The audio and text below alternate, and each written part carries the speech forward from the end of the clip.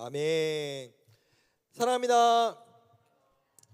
네, 여러분, 우리는 살아가면서 너무 많은 어떤 요구들을 이제 사람들에게 또는 가족들에게 요구받으며 살고 있습니다. 우리가 이 세상에서 잘 살기 위해서는 사실은 못하는 게 없어야 되는 것 같아요. 다 잘해야 되는 것 같아요. 저도 이제 여러분과 같은 학창 시절을 생각을 해보면은 요즘은 또 어떻게 이제 내신 점수 매기는 부분들이 많이 바뀌었는지 모르겠는데 리코더도 잘 불어야 되고 가창 시험도 잘 해야 되고 미술도 잘해야 되고 체육도 제 기억에 배구도 한 적이 있고 뭐 축구도 한 적이 있고 뭐 오래 달리기도 한 적이 있고 이런 것들로 다 점수를 매기고 이제 내신을 이제 막 체크했던 기억들이 나요. 수행평가라고 하죠. 그런 것들을 잘 해야 할 뿐만 아니라 공부도 잘해야 되잖아요. 뭐 국어, 수학, 영어뿐만이 아니라 저는 아직도 기억나는 게 기술과 가정 막 무슨 이런 것도 했던 것 같아요. 그 바느질도 했던 기억이 나고 납땜질 했던 기억도 나요. 뭐 이런 것도 다 수행평가에 들어갔던 기억이 납니다. 그러니까 뭐 다 잘해야지 점수를 다 잘 받을 수 있는 이런 기준들을 우리는 늘 요구받고 있죠. 여러분도 마찬가지잖아요. 좋은 내신 받기 위해서 생기부에 한 줄이라도 더 추가하기 위해서 막 발표도 해야 되고 보니까 이제 다른 학교 가서 수업도 막 듣고 하는 경우들도 있고 이제 예체능을 준비하는 친구들도 음악이나 미술이나 체육을 준비하는 친구들도 공부까지 잘해야 된다라고 하는 요구를 여러분들 많이 받고 있잖아요. 그리고 여러분들 원하는 대학에 들어가든지 아니면 여러분이 대학을 마치고 또는 대학을 들어가지 않더라도 취업을 하기 위해선 여러분들에게 많은 스펙들을 요구하는 게 너무 당연한 사회가 되었죠. 사실은 이 부분에 있어서 우리가 사람을 평가하는 데 있어서 우리는 사람의 어떤 내면이나 그 안에 이 사람이 안에 어떤 성품이 있고 어떤 능력이 있는지를 겉으로 드러나는 것으로밖에 판단할 수가 없기 때문이라는 생각이 듭니다.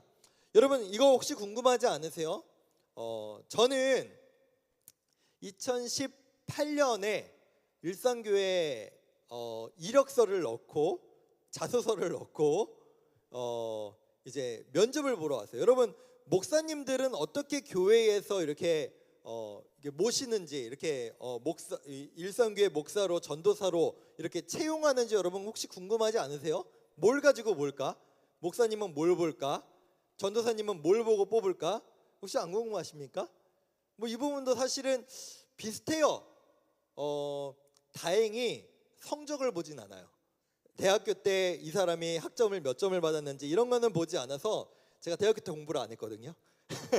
네, 교회들은 성적을 보는 교회도 있는지 모르겠는데 교회들에서는 보통 일단은 이제 이력서에 이전에 어떤 교회에서 사역을 했는지 어떤 사역들을 했는지 그리고 자소서에다가 이전에 어떻게 목회를 그러니까 목사라는 이 직업을 왜 가지려고 왜 이 소명을 받았는지에 대해서 막 이제 적어서 또는 앞으로 내가 어떤 사역을 할 건지에 대한 포부들을 적어서 이제 냅니다. 거기서 끝나지 않아요. 이게 서류 전형입니다. 서류 전형을 보고 여기서 이제 교회에서 담임 목사님이 보시겠죠. 이 사람은 한번 면접을 봐야겠다. 이 사람이 실제로 만나면 어떤지를 봐야겠다라고 해서 이제 이력서를 추려가지고 제가 면접을 보게 된 겁니다.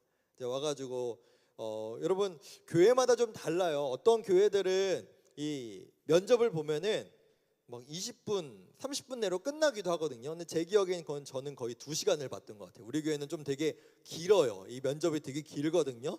진짜 막 질문도 엄청 많이 하시고 막 이것저것 이제 대답도 해야 되는 것들이 많습니다. 이것들을 다 하고 제가 이제 일산교회 고등부에 오게 된 거예요.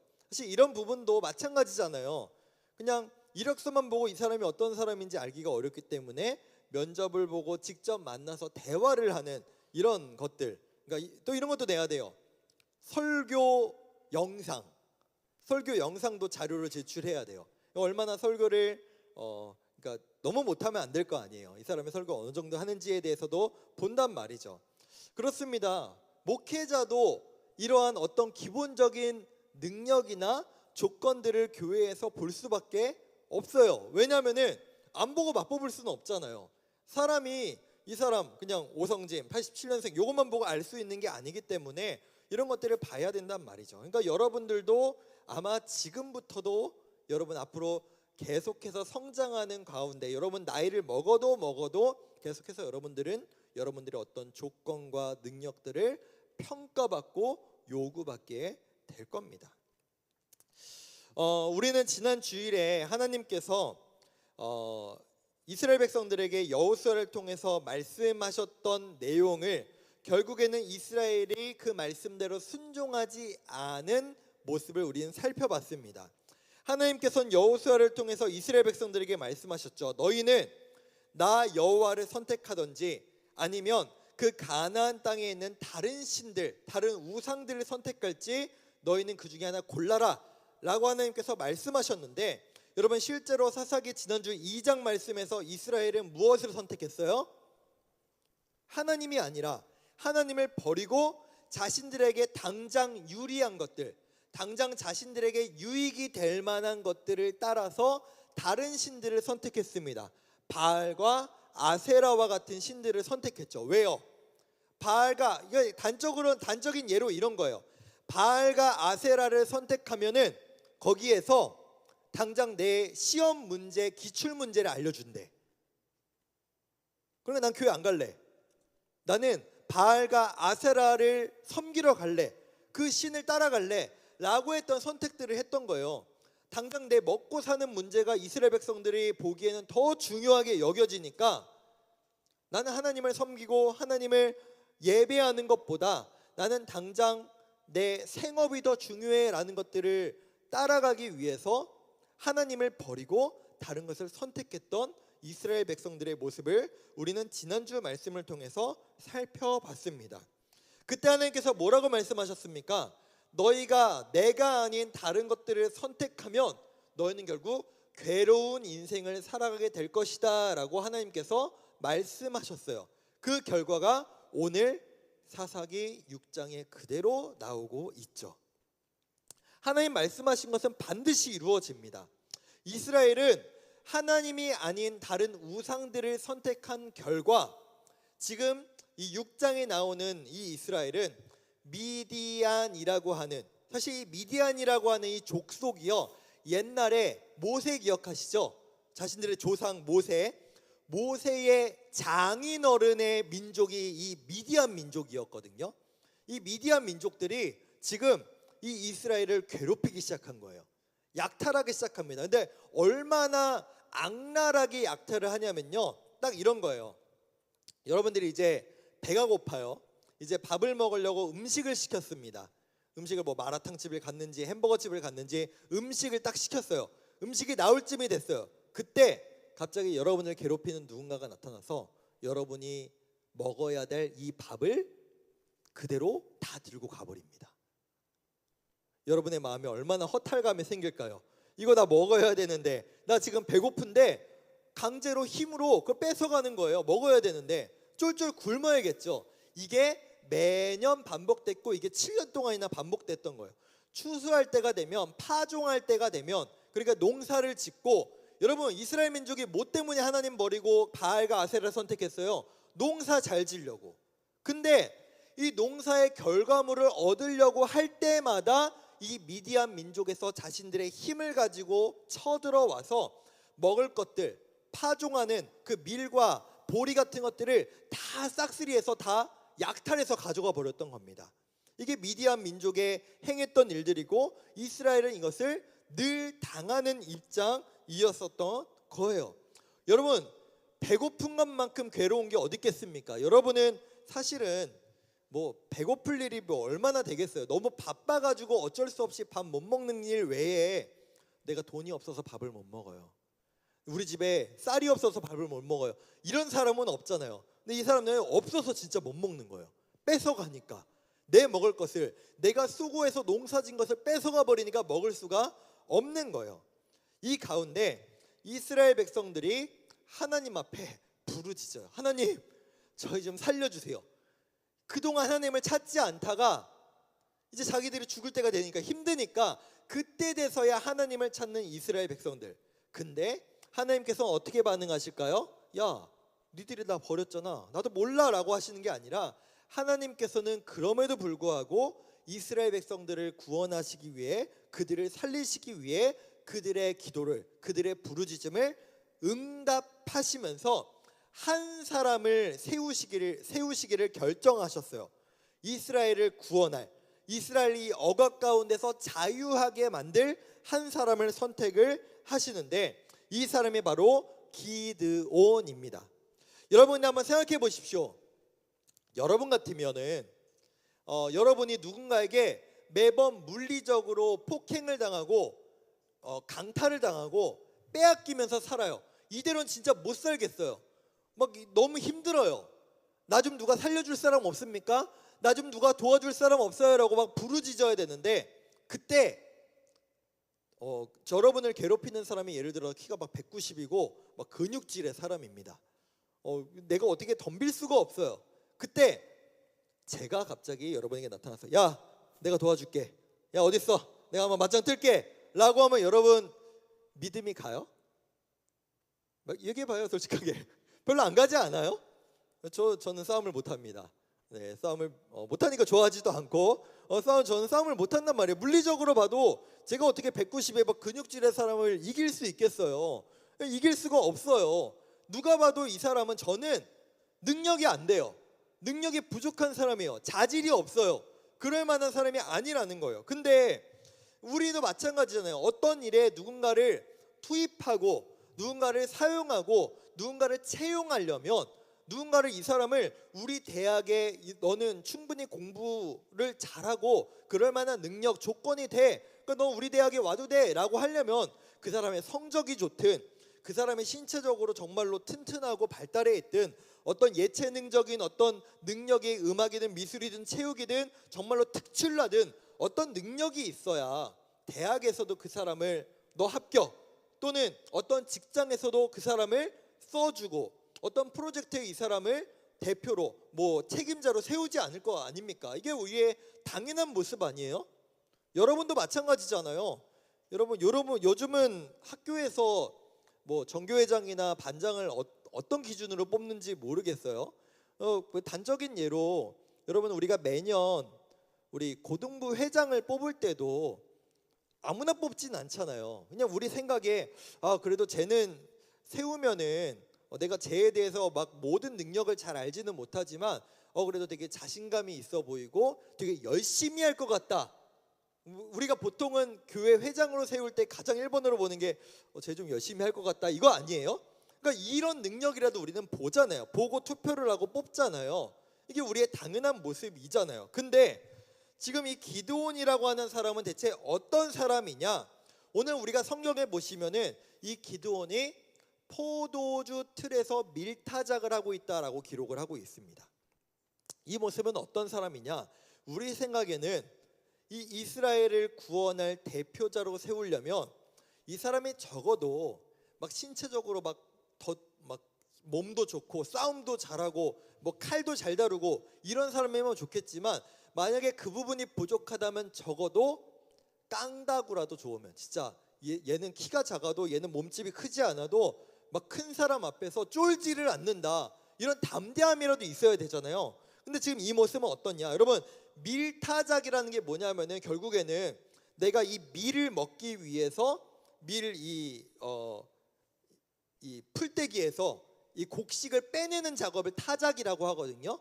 근데 최근에 이제 그냥 제가 옛날 수천 년 전 제가 사진을 가져올 수는 없으니까 원래 밀타작이 어떻게 하는지에 대해서 사진을 좀 가지고 와봤거든요. 요즘 원래 기계로 해요. 근데 과거엔 어떻게 밀타작을 했는지 사진을 볼게요. 이렇게 하는 거예요. 도리깨질이라고도 하고, 저 넓은 공간에서 저 안에 있는 곡식을 이제 빼내기 위해서, 저것을 이제 진짜로 이제 먹을 수 있는 것을 만들기 위해서 타작, 때리는 작업을 하려면 넓은 곳에서 해야 돼요. 이게 뻥 뚫려 있는 공간에서 해야 됩니다. 근데 이스라엘의 포도주 틀이라는 것은 어떤 공간이냐? 대체 포도주 틀이 얼마나 크길래, 어떤 공간이길래 거기에서 밀타작을 했느냐를 살펴보면, 여러분, 이스라엘에서 발굴된 포도주 틀은 이렇습니다. 사진 보여주실래요? 이런 공간이에요. 그러니까 여러분, 기드온이 왜 저기 깊숙이 들어가서 저 넓지도 않은 공간에서 밀타작을 했을까요? 왜? 왜 저기서 했을까? 계산이 안 됩니까? 저기 뭐 중요한 기기가 있어서? 숨어서 하려고, 안 들키려고. 오늘 성경도 그렇게 기록하고 있어요. 오늘 기드온이 미디안 사람에게 알리지 아니하려 하여, 그러니까 이런 있잖아요. 요즘은 삥 뜯는 사람 별로 없죠. 저도 옛날에 삥 뜯긴 적이 좀 많은데 뭐 일산은 삥 뜯는 사람은 이제 없을 것 같은 느낌이긴 한데, 여러분 으슥한 공간에 괜히 돈 많이 들고 가다가, 제 친구 중에는 비싼 신발 뺏긴 친구들도 있거든요. 뭐 나이키랑 막 당시에 이런 뭐 좋은 신발, 뭐 맥스 같은 거 신고 다니면은 일진 애들한테 막 신발도 뺏기고 그랬는데, 삥 안 뜯기려면 일진들이 없는 데로 가야 되잖아요. 깡패들 없는 데로 가야 되잖아요. 그러니까 들키지 않으려고, 내가 지금 밀타작하는 것을 보여주지 않으려고 저기 숨어가지고, 어떻게 보면 찌질하게 안 들키려고, 안 뺏기려고 저기에서 밀타작을 하고 있었던 모습이 기드온이었다는 거예요. 여러분, 사람이 그럴 수 있죠. 사람이 다 겁먹고 조심할 수 있잖아요. 나 이거 뺏기면은 나 먹을 게 없는데 몰래 그럴 수 있죠. 하지만 지금 우리는 기준이 달라요. 이 기드온이라는 사람은 어떤 사람이에요? 미디안으로부터 이스라엘 백성들의 억압을 자유롭게 만들어줄 사람이 기드온이에요. 하나님께서 기드온을 선택하셨어요. 그럼 우린 여기에서 퀘스천 마크가 찍힐 수밖에 없는 거예요. 왜 저 사람이지? 왜 하필 저 사람일까? 여러분, 사람들이 이후에 이스라엘에서 하나님께 대해서 우리도 왕 좀 세워주십시오라고 요구를 해요. 그때 처음으로 이스라엘 왕으로 세워졌던 왕의 이름이 사울입니다. 이 사울이라고 하는 사람은요, 왕으로 세울 때 사람들이 별로 반발하지 않았어요. 왠지 아세요? 성경에 이렇게 기록합니다. 사울은 다른 사람들보다 그러니까 키가 훨씬 컸대요. 그러니까 어깨가 보통 사람 머리에 있었대요. 그러니까 이만큼이 더 컸던 거예요. 전 작으니까 여러분 중에 평균 키보다도 머리 하나가 더 컸던 게 사울이라고 얘기해요. 그러니까 사람들이 보기에 와, 쟤는 진짜 왕감이지.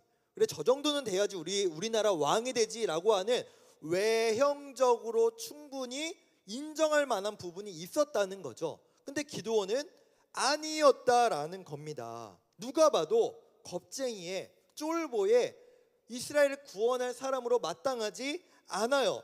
그런 기드온에게 하나님께서 나타나셔서 가장 먼저 하신 말씀이 무엇이냐? 우리 12절 말씀을 보겠습니다. 여호와의 사자가 기드온에게 나타나 이르되 큰 용사여, 여호와께서 너와 함께 계시도다 하매. 큰 용사여라고 말씀하세요. 여러분, 이게 지금 어떤 상황이냐면요, 큰 용사여라고 말씀하시는 게 마치 이런 거예요. 여러분이 시험을 봤어요. 개망했어요. 진짜 근데 개망했어요. 이렇게 못 볼 수가 없다라고 할 정도로 막 시험이 너무 망해서 막 좌절 가운데, 난 진짜 이제 대학 못 가. 나 이제 수시 못 써. 나 이제 정시 가야 돼. 막 이런 좌절감에 있는 상황에 제가 여러분에게 찾아가서, 야, 너 지금 서울대 준비한다며? 이러면 여러분 열이 받아요, 안 받아요? 지금 나를 조롱하는 건가? 지금 날 조리돌림하는 건가? 열 받을 거 아니에요. 나는 서울대 못 가는데, 누가 봐도 서울대 못 갈 사람인데 막 누가 와가지고 야, 너 서울대 가야지, 너 이번 전교 1등 해야지라고 하면은 막 열 받을 거 아닙니까? 지금 사실은 상황이 이런 상황이었다는 거예요. 숨어가지고 몰래 밀타작하고 있는 사람한테 와가지고 하나님께서 큰 용사여, 장군감이여 라고 말하면은 이 사람으로서는 받아들이기가 어려웠다라는 거예요. 그러니까 여기에서 지금 기드온은요, 열등감에 폭발합니다. 열등감. 내가 그런 사람이 아닌데, 나는 그런 큰 용사라고 불림받을 만한 사람이 아닌데, 열등감에 폭발해서 하나님께 막 쏟아내기 시작해요. 뭐라고 쏟아내냐면은 여러분 13절 말씀을 보시면은 뭔가 되게 점잖게 얘기하고 있는 것 같거든요. 13절 보시면 이렇게 얘기해요. 오 나의 주여 여호와께서 우리와 함께 계시면 어찌하여 이 모든 일이 우리에게 일어났나이까. 뭐 되게 점잖게 말하는 것 같은데 실제로 아마 기도는 이렇게 얘기했을 거예요. 하나님 무슨 소리를 그렇게 하십니까? 하나님 나와 함께 하시면 왜 우리가 이 모양 이 꼴입니까? 하나님 나랑 함께 한 거 맞아요? 하나님 나랑 함께 한 게 맞냐고요? 왜 우리가 이 모양으로 살고 있냐고요? 하나님 우리가 태중에 뭐 있어요? 이런 말투가 지금 13절의 말투였다고요. 하나님 나와 함께 하신다고 하는데 왜 우리는 이 모양 이 꼴입니까? 하나님 나 태중에 뭐가 있습니까? 따지고 있는 게 지금 기도원의 모습이에요. 근데 여러분 지금 기도원이 따지고 있는 모습은요 자신을 발견을 못해요. 왜요? 왜 지금 이스라엘이 미디안에게 괴로움을 받고 있죠? 그 앞에 말씀을 생각하면 우리 지난주 말씀 생각해보면 지금 결과예요. 원인이 뭡니까? 그들이 선택했어요. 하나님 대신 무엇을? 우상을 선택했다고요. 자신들 먹고 사는 문제를 먼저 선택했다고요. 하나님 경고하셨어요. 너 그러면 안 돼. 그럼에도 불구하고 자기들 유익대로 따라갔다고요. 그 결과가 지금 이 사람들의 현실이에요. 뿐만 아니라 여러분 기드온 집은 어떤 집이냐면요. 기드온 집에 가면요. 바알과 아세라 신상이 가득해요. 이런 겁니다. 하나님께 이렇게 여러분들이 막 기도해요. 하나님 제가 예배도 드리고 기도도 하는데 제 인생은 왜 이 모양입니까? 이렇게 말하는데 여러분 집에 갔더니 막 금으로 된 불상이 있어. 이슬람 경전을 매일매일 읽어. 이게 하나님께 할 말이에요? 그러니까 나 자신은 생각하지도 않은 채 자신의 집에다가 바알과 아세라 신상을 섬기고 있는 사람이 하나님보다 다른 걸 더 중요하게 여겼던 이 집안의 사람이 하나님 앞에 하나님 나와 함께 하신다면서 내 인생 왜 이 모양 이 꼴입니까? 라고 따지고 있는 꼴이었다라는 겁니다. 그러니까 부끄러운 줄을 모르는 거죠. 내 현실이 어떤지를 모른다는 거죠. 근데 그때 하나님께서는 14절에서 이런 명령을 내리시는데 우리 14절 말씀도 볼게요. 여호와께서 그를 향하여 이르시되 너는 가서 이 너의 힘으로 이스라엘을 미디안의 손에서 구원하라. 내가 너를 보낸 것이 아니냐 하시니라. 내가 너를 보낼 테니 너는 이스라엘을 미디안의 손에서 구원해라 라고 말씀하고 계십니다. 자격이 없죠. 능력도 없어요. 기드온은 이스라엘을 구원할 만한 사람이 아닙니다. 그 기드온을 향해 하나님 이렇게 말씀하시죠. 내가 보내니 이 이스라엘을 미디안의 손에서 구원하라 라고 말씀하십니다.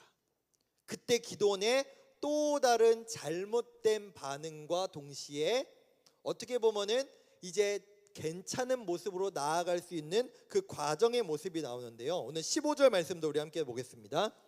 그러나 기드온이 그에게 대답하되 오 주여 내가 무엇으로 이스라엘을 구원하리이까? 보소서 나의 집은 므낫세 중에 극히 약하고 나는 내 아버지 집에서 가장 작은 자니이다 하니. 그러니까 바꿔 말하면 이거예요. 제가 어떻게 해요? 절 보세요. 제가 될 것 같습니까? 저는 저희 집에서도 가장 별 볼 일 없는 사람인데 나 이런 사람인데 어떻게 내가 하나님 말씀대로 이스라엘을 구원할 수 있겠습니까? 저 아무것도 아니에요. 저 공부도 못해요. 저 힘도 약해요. 저 잘하는 게 없어요. 저 할 줄 아는 게 없어요. 근데 제가 어떻게 하나님이 쓰신다고 저 같은 사람은 어떻게 하나님이 쓰시겠습니까? 라고 지금 반문하고 있는 겁니다. 그 기드온에게 하나님께서 정답을 주시는데요. 16절 말씀도 우리 함께 보도록 하겠습니다. 여호와께서 그에게 이르시되 내가 반드시 너와 함께 하리니. 내가 반드시 너와 함께 하리니. 이게 하나님의 일관된 정답의 말씀이었다는 거예요. 여러분 하나님께서 처음에 기드온에게 나타나셔서 큰 용사여라고 말씀하실 때도 그 뒤에 뭐가 붙어 있었습니다. 뭐가 붙어 있었을까요? 큰 용사여 내가 너와 함께한다. 지금도 말씀하세요. 내가 너와 함께 할 테니 너는 미디안 사람 치기를 한 사람 치듯 하리라 하시니라. 그래, 너는 능력이 안 되지. 너는 미디안을 혼자서 이길 수가 없지. 네가 어떻게 미디안을 이길 수 있겠냐. 그러나 내가 너와 함께하면, 내가 너와 함께 할 테니 너는 나를 믿고 나를 따라오면 그 미디안 수많은 그 군대, 여러분 나중에 보면 이 군대가 12만 명이라고 나오거든요. 이 12만 명의 군대를 마치 한 사람을 치듯이 너가 전쟁에서 이길 수 있게 해주겠다라고 하나님은 말씀하고 계십니다. 오늘 설교의 말씀을 한번 다시 돌아가 볼까요? 여러분, 우리는요 어디를 가나 이 교회에서도 사실은 능력을 요구받습니다. 너 이거 잘해? 너 공부 잘해? 너 이거 능력 있어? 너 이거 자격증 있니? 너 이게 경험 있어? 우리에게 수없이 많은 능력들을 요구하고 자격들을 요구받습니다. 세상에선 그 능력과 자격이 있어야 내가 널 쓸게. 너 우리 학교 들어와. 너 우리 회사 들어와. 너 나랑 함께 하자라고 하는 게 바로 세상의 방법이에요. 이게 우리에게 너무나 익숙하죠. 근데 우리는 이 방식을 누구에게까지 적용하고 우리는 이것을 요구하느냐? 하나님에게까지 이렇게 얘기한다는 거예요. 하나님, 저 공부도 못하는데요. 하나님, 전 이것도 못하는데요. 전 이것도 안 되는데요. 저 같은 사람을 하나님 어떻게 쓰시겠습니까? 저는 안 돼요. 저 하나님 말씀 따라 못 살아요. 저는 그렇게 못합니다 라고 하는 게 우리의 모습이라는 거죠. 근데 하나님은 우리에게 이렇게 말씀하시죠. 너의 능력, 너의 자격 요건, 너의 어떤 배경이 중요한 것이 아니라 내가 너와 함께하면 너는 하게 될 것이다. 내가 너를 사용하기를 원한다라고 우리에게 말씀하고 계신다는 거죠. 혹시 여러분 작년에 여기 있는 친구들은 그래도 대부분 작년 여름 수련회 갔다 왔을 테니까 작년에 혹시 기억하십니까? 서종현 선교사님이 사사기 말씀 가지고 설교한 적이 있어요. 거기에 보면은 에웃이라고 하는 사람이 나옵니다. 오늘 말씀 더 앞절에 있어요. 여러분, 그 에웃이라는 사람이 성경에서는 이렇게 기록해요. 왼손잡이다. 여러분 혹시 기억하십니까?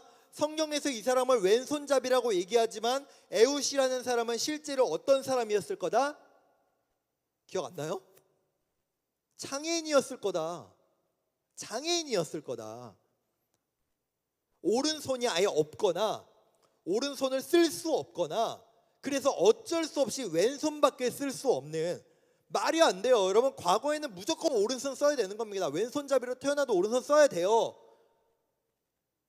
저 아내도 그래. 제 아내도 그래요. 제 아내가 뭐 이제 30대 후반인데 제 아내도 어렸을 때 왼손잡이였는데 오른손 쓰라고 교육받았다고요. 수천 년 전에 오른손은 말이 안 되는 겁니다.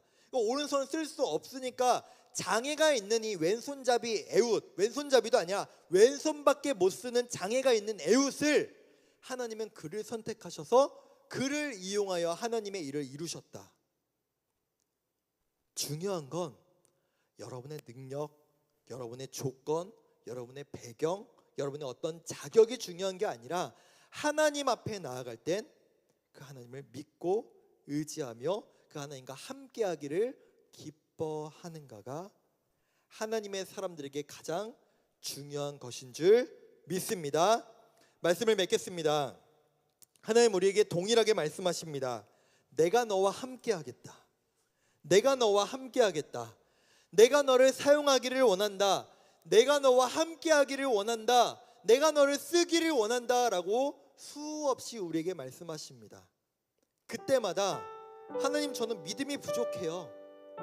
하나님, 저는 그렇게 사는 것이 안 되는 사람입니다. 저는 그 능력이 안 되는 사람이에요. 저보다 더 믿음 좋은 사람 찾으세요. 저보다 더 공부 잘하는 사람 찾으세요. 저보다 더 능력 좋은 사람 찾으세요 라고 거절하지 마시고, 이 자격 없는 기도원도 사용하신 하나님, 장애가 있었던 에웃이라는 사람도 사용하셨던 하나님을 바라보고 하나님과 함께 하나님 앞에 쓰임받기를 소망하며 기뻐하며 그 길을 말씀 따라 걸어갈 수